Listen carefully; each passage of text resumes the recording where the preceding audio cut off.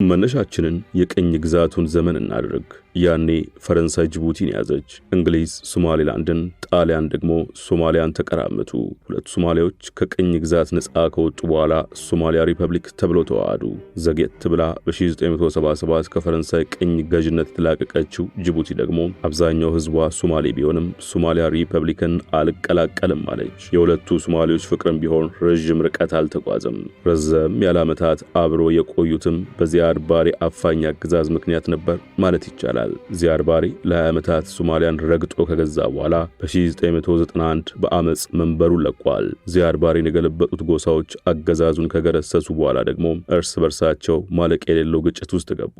ሀገሪቱም እየተዳከመችና ስርዓተ መንግስቷም እየተዳከመ መጥቶ የኋላ ኋላ ሶማሊላንድ ራሷን ችላ ተገነጠለች። ዓለም ዕውቅናን ቢነፍጋትም እሷ ግን ላለፉት 34 ዓመታት ገደማ ራሴን የቻልኩ ሉዓላዊት ሀገር ነኝ እያለች ትገኛለች። የራሷ መንግስትና ህዝብ እንደራሴዎች ምክር ቤትም አላት።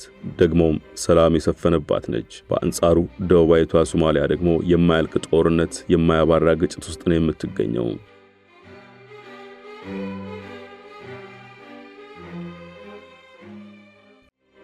ሙሉ ታሪኩን በመሿለኪያ ቲዩብ ያገኙታል።